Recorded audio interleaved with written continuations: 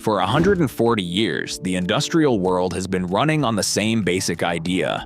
Heat water, turn it to steam, use the steam to spin a turbine. Generate electricity. Coal plants do it. Nuclear plants do it. Gas plants do it. Concentrating solar plants do it. The thermodynamic cycle underneath all of them, the Rankine cycle, was formulated in 1859. The men who built the first modern power stations were working from the same fundamental principle as the engineers designing large-scale power facilities today. In December 2024, China's National Nuclear Corporation announced that it had switched on what it called the first commercial grid-connected supercritical CO2 power unit. Headlines declared the steam age was over, that 140 years of Victorian thermodynamics had finally been replaced. The honest version of this story is more interesting and more complicated than that headline, and significantly more useful. By the end of this video, you will understand exactly what a supercritical CO2 turbine is, why it is genuinely superior to steam under the right conditions, what the real engineering obstacles are, what the Chiton 1 actually demonstrates, and why the gap between this announcement and a global energy revolution is larger than the coverage suggested. If stories like this are what you come here for, hit like and subscribe before we go any further. Let us get into it. What supercriticality actually means. The concept of supercritical fluids has been understood since the early 1800s. If you take any substance and increase its temperature and pressure high enough, something unusual happens. The boundary between its liquid state and its gas state stops existing. The substance enters what physicists call a supercritical phase. In plain terms, a supercritical fluid is a gas in the sense that its molecules are moving too fast for intermolecular forces to lock them into a stable liquid structure. But it is liquid dense. The number of molecules packed into any given volume is comparable to a liquid, not a gas. The result is a substance with a strange combination of properties. It flows easily like a gas. It carries mass through a system like a liquid. For turbine engineering, that combination is extremely valuable. A turbine generates power by moving mass past a series of blades. The more mass you can push through per second, the more momentum you extract and the more electricity you generate. A supercritical fluid packs the mass of a liquid into a gas that flows freely. That is a fundamentally better working fluid than either a gas or a liquid alone. Why CO2 and not water? The natural question is, why not use supercritical water instead of supercritical CO2? Water reaches its supercritical state at 374 degrees Celsius and 22 megapascals of pressure. Those are already extreme conditions that push material engineering hard. But the deeper problem with supercritical water is chemistry. Water is one of the most chemically aggressive fluids used in large-scale engineering. At ambient conditions, water dissolves ions readily and drives electrochemical corrosion in most structural metals. At supercritical conditions, water's chemistry becomes significantly more aggressive. Its dielectric constant, a measure of how polar a solvent it is, drops sharply near the critical point.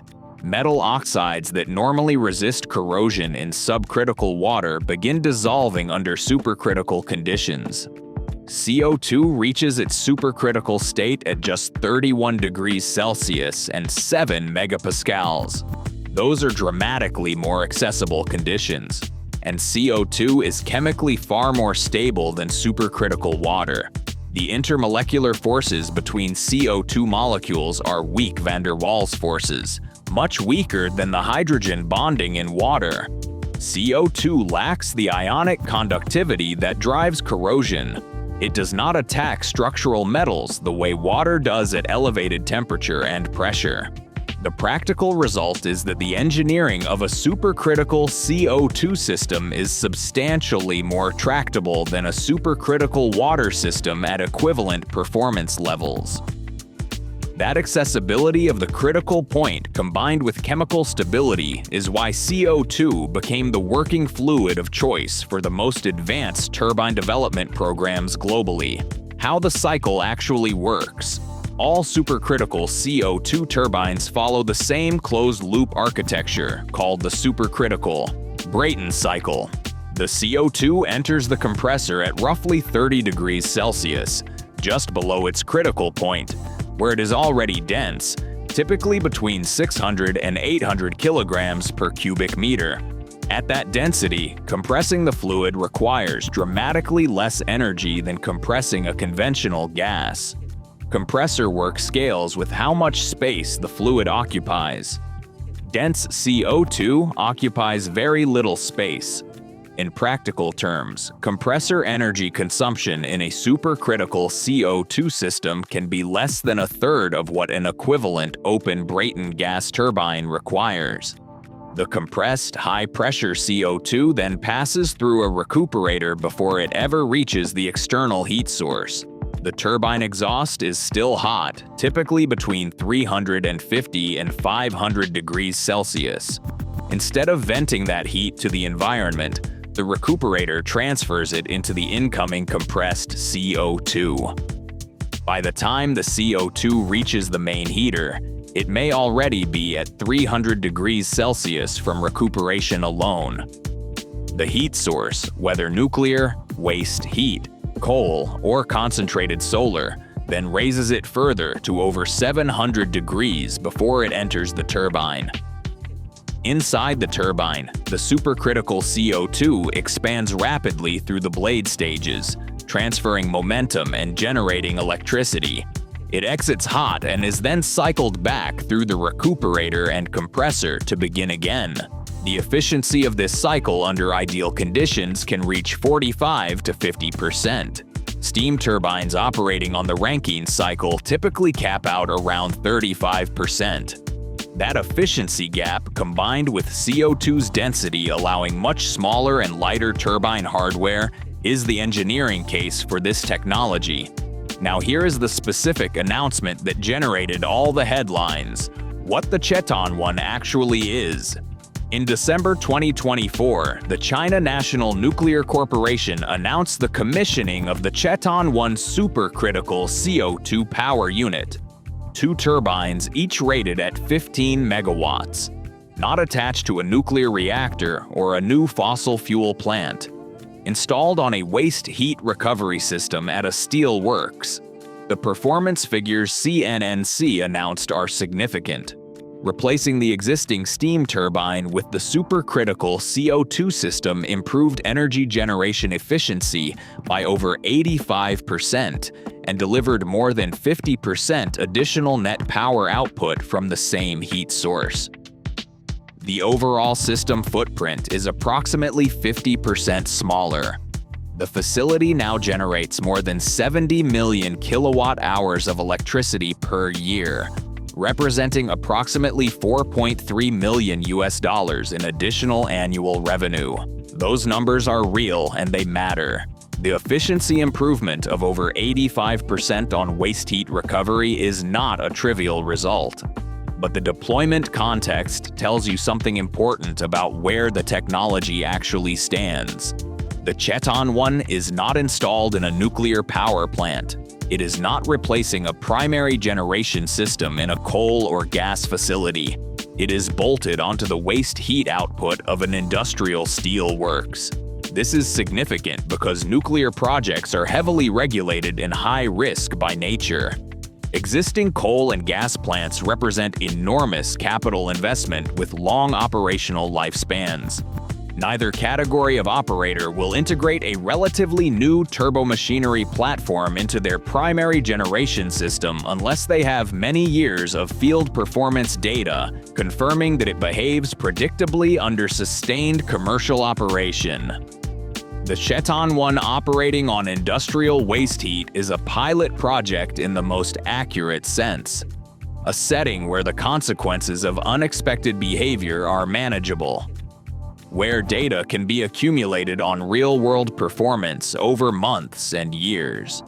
where confidence can be built before the technology moves into higher stakes applications. That context does not diminish the achievement. It accurately describes what stage of development this technology is at, the engineering problems that explain why. If supercritical CO2 turbines are genuinely more efficient, more compact, and chemically more stable than steam, the reasonable question is why they are not already widespread.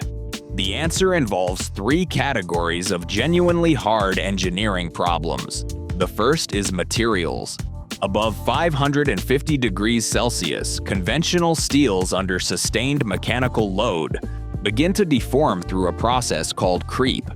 Oxygen diffuses into metal surfaces and forms oxide scales that crack and spall under repeated thermal cycling. Modern high-temperature power plants address this using nickel-based superalloys, specifically engineered at the microstructural level with elements like chromium, aluminum, and molybdenum to form protective oxide layers at temperatures where ordinary steel fails. But supercritical CO2 introduces an additional degradation mechanism. Between 500 and 700 degrees Celsius, iron and nickel-based alloys can absorb carbon from high-pressure CO2 environments.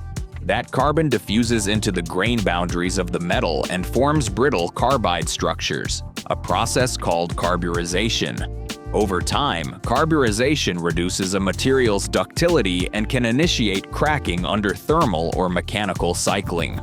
Superalloy formulations that resist carburization exist. But multi-decade field data on how these materials perform in sustained, dense CO2 environments simply does not yet exist. The materials science is advancing, but the validation timelines of industrial power equipment, 20 to 30 years of reliable operation, cannot be shortcut.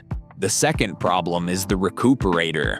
The entire efficiency advantage of the supercritical CO2 cycle depends on recovering heat from the turbine exhaust with very high effectiveness, typically above 90%. Below that threshold, the efficiency benefit over steam largely disappears. Achieving 90% effectiveness while managing pressures approaching 20 megapascals requires extremely compact heat exchangers with very thin walls and very small flow channels. The current standard solution is the diffusion-bonded printed circuit heat exchanger, stacks of chemically etched metal plates fused into a monolithic block containing thousands of microscale channels.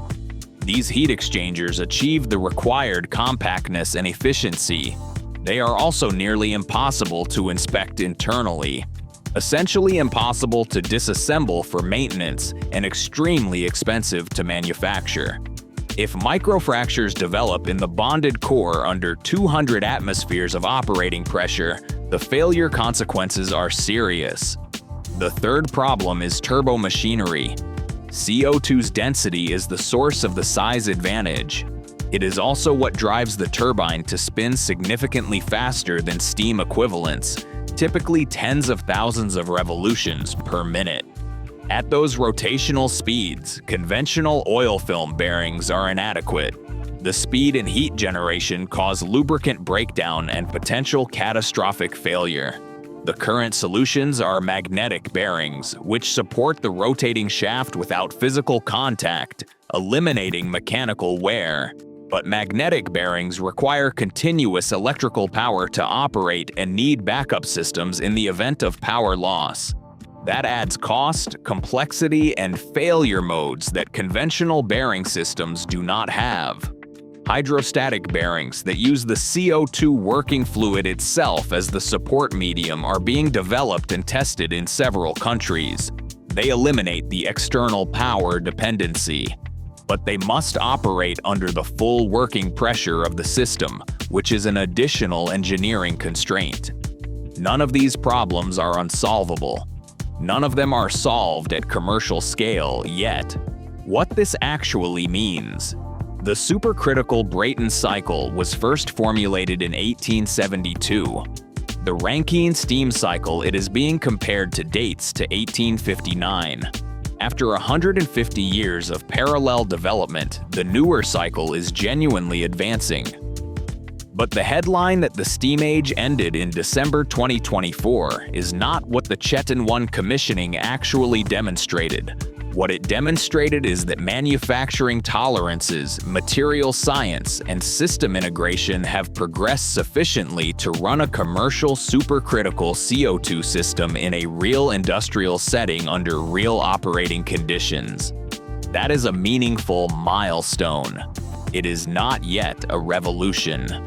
The path to widespread deployment runs through the accumulation of multi-year field performance data from deployments like this one through the continued development of carburization-resistant superalloys with validated long-term behavior, through the reduction of recuperator manufacturing costs, and through the resolution of bearing system reliability at commercial scale. Each of those steps is achievable. None of them are fast. What the Chetan 1 gives the industry is the most important thing a new technology can provide at this stage: real operating data, measurements of how the materials actually behave, data on recuperator performance under sustained commercial load, evidence that the turbo machinery can maintain efficiency over months of continuous operation. That data will determine how quickly the technology moves from industrial waste heat recovery into the higher stakes applications, advanced nuclear, primary generation in fossil plants, concentrated solar, where the efficiency gains matter most. The steam age is not over, but the technology that will eventually replace it is now running on a commercial power grid. That is a smaller headline than the ones that circulated. It is also a more accurate one, and arguably more interesting. If this gave you something to think about, hit that like button and subscribe so you never miss what we cover next. Turn on notifications because we are tracking more stories at this scale. And here is the question I want you to answer in the comments.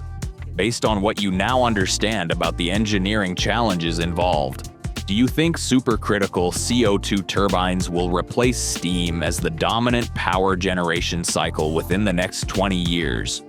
Or do you think the materials and manufacturing problems are harder to solve than they look, and steam will still be the backbone of the grid by 2045? Drop your honest answer below.